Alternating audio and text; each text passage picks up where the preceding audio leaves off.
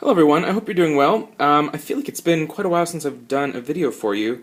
I uploaded the Birchbox Home video most recently, and that was filmed probably in early December.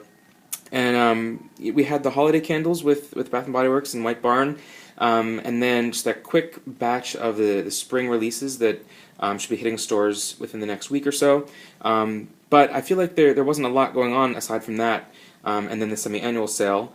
So I haven't really jumped in here with you guys much recently. So I hope your 2013 is off to a great start, and let's hope that we've got some exciting things in the year to come as far as everyone's favorite home fragrance and candles. I'm doing here just a review of the Around the World or Globe collection. Unfortunately, as you probably know, it's really for the most part no longer available in stores right now, so I do apologize for getting this review out so late. I generally like to try to do reviews really before the candles are in most stores, since I usually can purchase at a test store, or at least when things are available nationwide. So I apologize that this is so late, but hopefully you'll still find it interesting if you were able to give these a sniff or purchase them on your own. As you see, I've got 4 of the 6. The collection, I was really excited when I first heard that it was happening. They did a passport collection that was a test line last, well, not at this point, it's not last fall, it was fall of 2011. And I really was interested in what they were doing. I thought it was a great idea. And that line was a test line, but 2 of those candles ended up going wide that we now know as Black Pepper Bergamot and Mahogany Teakwood. And of course, Mahogany Teakwood has blown up into one of their most popular scents so far that or so much so that it's even being added to their White Barn core collection that will be available year round. So it goes to show that sometimes the odd sort of more what am I looking for? The spicier or the more complex, sophisticated scents can tend to be really, really popular and great scents, which I'm always a fan of them, so I like to see them branching out in that direction.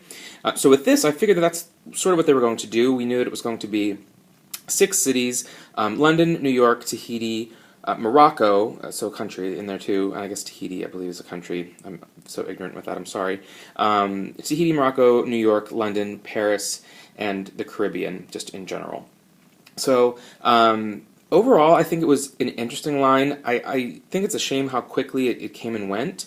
It hit the stores shortly after most of the Christmas candles went wide, and people were interested more in buying those at the time.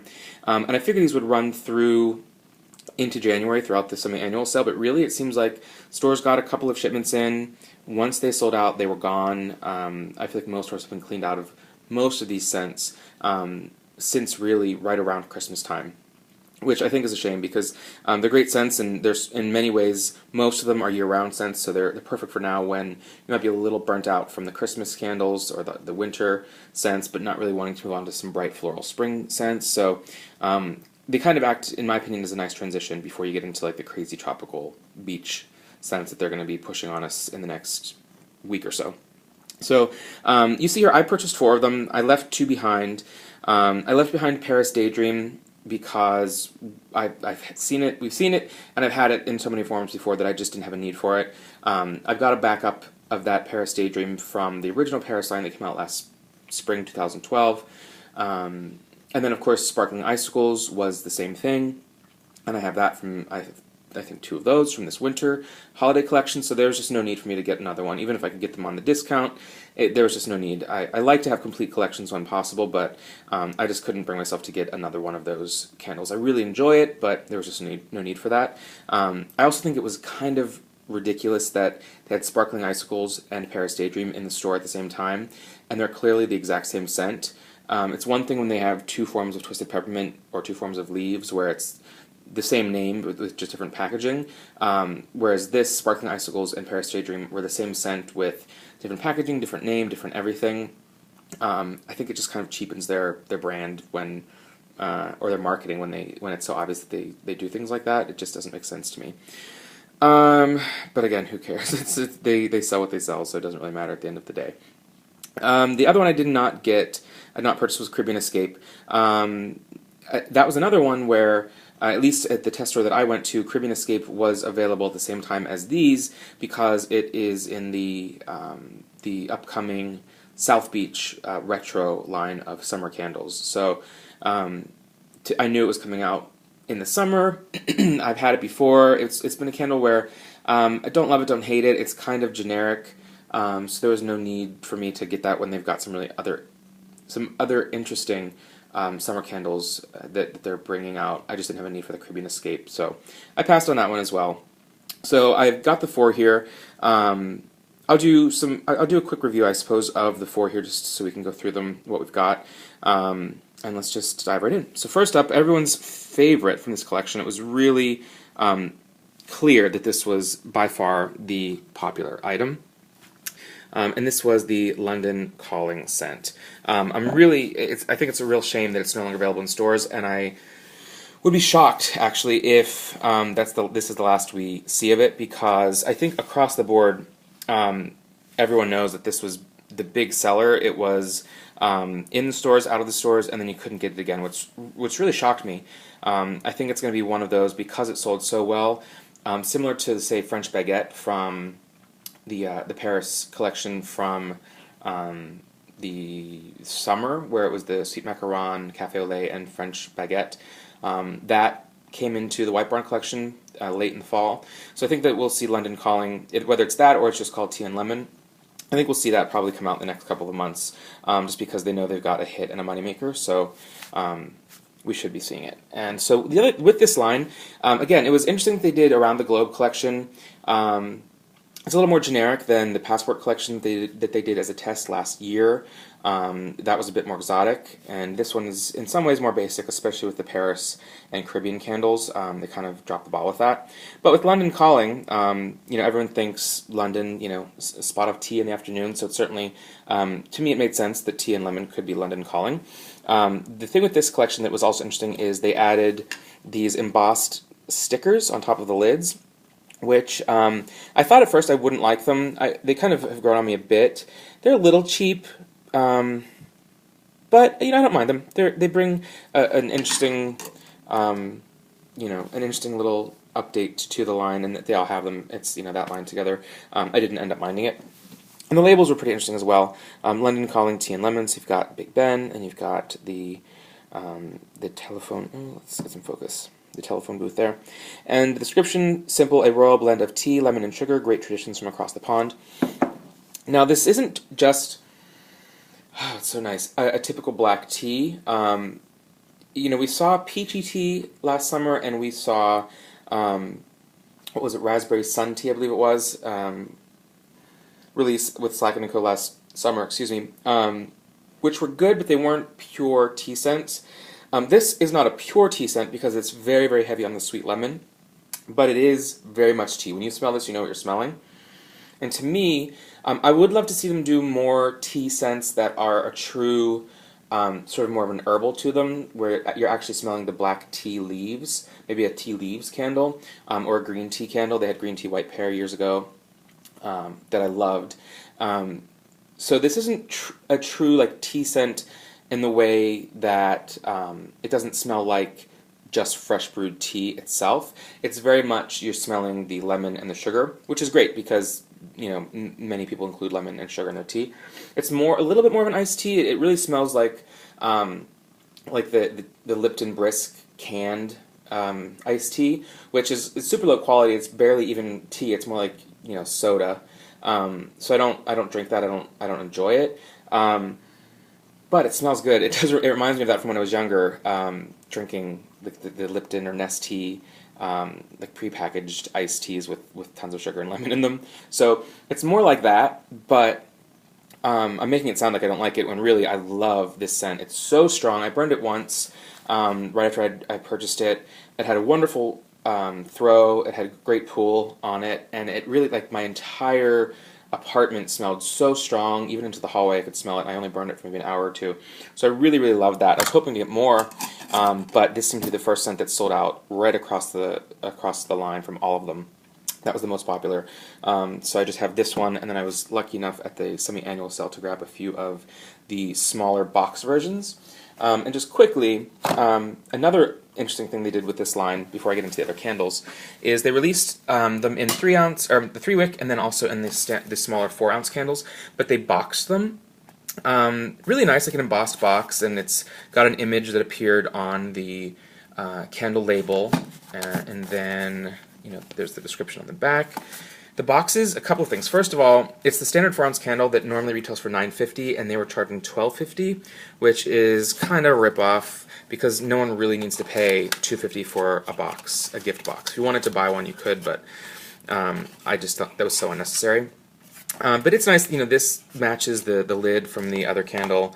And then the label on this one, they don't have a miniature version of the label, they just have the London Calling with the design from the lid, and then of course there. So, again, I love it. I was lucky enough to find these at the semi-annual sale. This one store had a few of them left, and they actually were discounted to $4, which I wish I would have bought more. I think I only got 2 or 3 of them, but that was worth it. $4, and using a survey coupon on the transaction made these really cheap and really worth it. But at $12.50, I really hope that that's not a trend that they continue, where they release special lines of candles and then you can only get them boxed for more money. Is not something I have no interest in. Then another thing here, I just have this here because I love it. I got that at the semi-annual sale as well, and it's just the square candle sleeve, I guess you could call it, or candle box for the 14 and 14.5 ounce candles, and I really like it, so it's there. Oh gosh, let's see. Sorry, I'm trying to run through this, and it's going to turn into a long video after all, which I try not to do anymore. Next up is New York, the Big Apple, and I don't know how I feel about this one. So, I mean, when you think of New York, yes, the nickname is the Big Apple, that's fine, but I mean, Apple isn't something that is truly associated with New York City, so I kind of wish they had figured out something better to put as far as the scent to New York. I was trying to rack my brain as far as what that could be. I mean, there's no specific scent, I suppose, associated with New York, because it's such a melting pot that there's not one cuisine that you could choose as far as foods. It's not, doesn't have like the tea associated with it like London does, or certain flowers like you might find in Paris, or just the beachy kind of scent that you'd get for Tahiti or the Caribbean. The only thing I could think is maybe if they wanted to get a little bit kind of cheesy, they could have done maybe like a New York pretzel. Soft pretzels are pretty much a New York thing, and they've never, as far as I'm aware, have done like a pretzel candle. The Toffee Crunch had a lot of pretzel smell to it. They've had pocket backs that were pretzel scented before. It might be kind of weird to have a candle that smells like pretzels, but they've had enough other strange things that I think that could have worked. But in this case, they went with, see a different pattern here. The notes in this one were the scent of red apple blossoms with a touch of golden amber, big city, big dreams, the Big Apple. So red apple blossoms, which I suppose is a bit different than the fruit, and then golden amber. This, I still can't decide if I like this scent or not. It's kind of like, it's like apple, but so it's like a red apple that you get in Farm Stand Apple or any of their pure apple scents, the gingham apple from last summer. But it's just a little bit dirty, almost kind of musty. The golden amber, I don't know why you would mix amber with apple. I'm probably not a huge fan of amber in general in most candles. I don't hate it, it's just not my favorite, note. And they just seem like a really strange combination. I mean, maybe burning, it's nice. I can't fit like the mood for this. Like, it doesn't seem bright and cheery. It doesn't seem necessarily relaxing. Not really uplifting. I just don't know what I'm supposed to feel when I'm burning it, because it's not what you don't think of it as a typical apple scent. So it's not even a fall candle or what. It's very strange to me. But it seemed to be pretty popular. When I was going into the stores and checking throughout the semi-annual sale, the candles that were most often left behind are the ones that were still available for the longest, at least where I am. Me In Tahiti was by far either they produced more of or they sold way less of than the others. To me, it seemed like London Calling was the most popular, maybe followed by actually this one or maybe Paris, and then Moroccan Market, because I saw some Caribbean Escapes and some Tahitis left, and then it was just a ton of Me In Tahitis that I saw left in the stores that I was going to. So yeah, maybe people loved it. It's just the golden amber. It throws me. It just seems kind of like a dirty apple. Which sure, New York City is kind of dirty, but just very strange for me. I don't know. I don't like it that much. But I'll still burn it and see what happens. And it was unique. So anytime they release unique scents, I kind of, for lack of a better word, support that because I like that they're not doing just the very typical generic scents. So that's enjoyable for me. Next up, Meet Me in Tahiti, White Sands and Vanilla Flower. Notes on it, the lush fragrance of Tahitian petals, Manoi blossoms, and vanilla lets run away to paradise. So this one, I was happy when I smelled it because it was almost a repackage with just a bit of a tweak to it to White Sands, which was one of my favorites from the American Boardwalk collection last summer. It started off as a test scent in 2011 called Island Sands that was released right around the same time as Beachside was a couple years back in 2000. I guess it was 2011. It might have been 10. I'm not sure. But you know, everyone knows it as White Sands, and of course it says White Sands here, so it's clearly what they used. But it's just a much sweeter, a little bit softer than White Sands, and it's got more of that powdery vanilla sweetness, whereas White Sands wasn't quite so sweet. I'm not sure if I'm getting Tahitian petals as far as florals, because I don't see this as super floral. I can't remember the exact notes from White Sands, but I want to say that there was like maybe some orange blossom in there, maybe some neruli. Neruli would be, I guess that and orange blossom would be florals, but not so much petals. So I just keep sniffing, sorry. So I think this is probably a mix of White Sands and maybe the Aloha vanilla from last spring, which is a very sweet, somewhat tropical vanilla. I really like it. I bought a couple of these in case White Sands doesn't come back this year because it was one of my favorites from last summer. So again, it wasn't exciting because it was so similar to White Sands from last year. It wasn't a brand new, very super unique scent, but I was still happy to get it because I do like the scent. And the last one that I purchased was Moroccan Market, and I have here, funnily enough, I wanted to burn it on this tray. This is actually a hand-crafted metal tray from Morocco, funnily enough. So it kind of is the perfect. It's not made for candles, but I figured I would use it when I was burning candles, and it's from Morocco and Moroccan Market, and it kind of and even looks actually the pattern on there is a little similar to that. So maybe the marketing or design folks at Bath & Body Works are somewhat legit when they're designing things to match where they're supposed to be from. So that was kind of cool, I thought.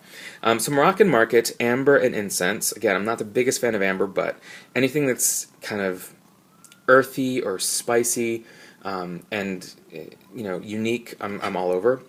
And so they have here an exotic blend of amber, patchouli, and black suede wood, the mystery and magic of incense, spice, and storytellers. So I really like the thought behind the candle, that it's Moroccan Market. I think the label looks nice. Just overall really nice, a really interesting product design to it. And the scent it's probably love it or hate it. It's kind of strange. It's not spicy. It's not like a cardamom and sort of spices like a clove and anise and things like that. I don't even get a whole lot of incense to it. Winter's Night has a good hit of incense. This has shades of that. It's a little similar to some of that incense that you get in Winter's Night.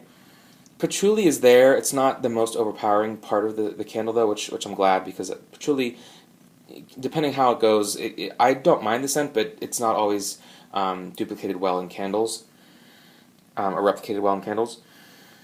And then the amber, again, I don't love amber, but it's definitely a main player in this scent. This reminds me a bit of Winter's Night. It also reminds me a good bit of the Plum Wine and Amber test scent from probably 2009. I purchased it. I haven't done a review of it on my channel here, but if you also subscribe to Karen Scent My Way, she and I did a joint video together.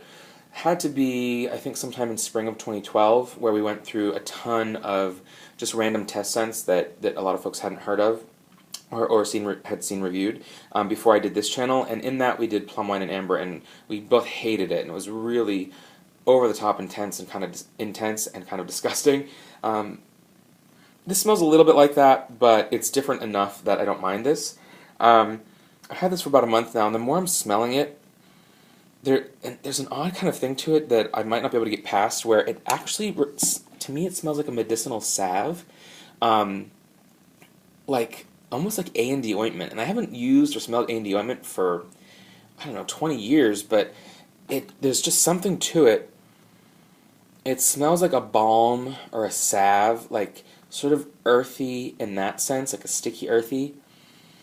And yeah, so it smells kind of medicinal in that sense. So I don't hate it. It's super unique. There's really no other candle that they have now or anytime recently that is really similar to that, aside from, again, Winter's Night. So I'm happy that it exists. I think it's interesting, and I will certainly burn it. But it's sort of a weird one. So again, yeah, that's basically all I've got to say. Nothing, I'm not adding anything new or crazy to the mix that most people don't already know about these.